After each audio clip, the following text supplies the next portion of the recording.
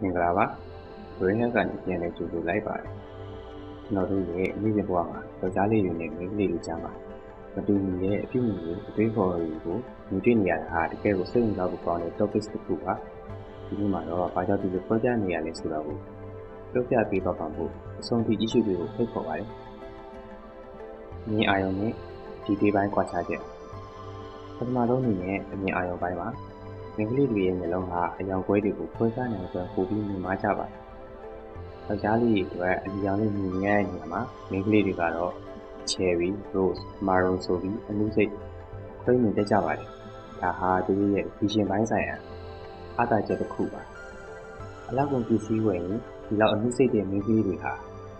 ဒီညဘာစားမလဲလို့မေးလိုက်ရင်အန်ဒီကင်းဆိုတဲ့ခံမရဖတ်တဲ့အဖြူမျိုးပဲပေးတတ်ကြတာပါ။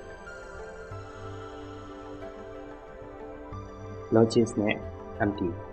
ပြဿနာတစ်ခုကြုံလာရင်တုံ့ပြန်ပုံချင်းနဲ့မတူညီကြပြန်ပါဘူး။ယောက်ျားလေးတွေက solution focus ဖြစ်ကြပါတယ်။တကယ်တစ်ခုကြုံလာရင်ချက်ချင်းဘယ်လိုဖြေရှင်းရမလဲဆိုတဲ့အဖြေကိုရှာတော့တာပါ။မိန်းကလေးတွေကတော့ empty လို့ခေါ်တဲ့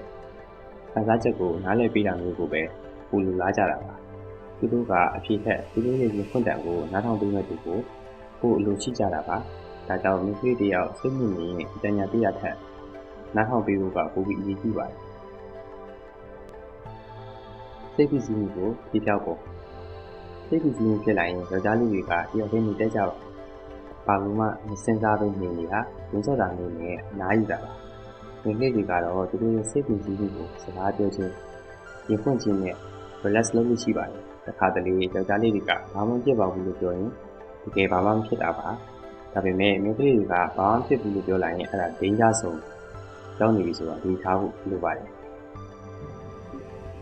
ကျွန်တော်တို့အားလုံးဟာ biological အရရော psychological အရပါမတူညီအောင်ဖန်တီးပေးထားတာပါအဲ့ဒီမတူညီမှုတွေကိုနားလည်ပေးလိုက်ရင်ပုံမှန်ကားပါတဲ့ဆက်ဆံရေးတွေကိုသိစောင့်နိုင်မှာဖြစ်ပါတယ်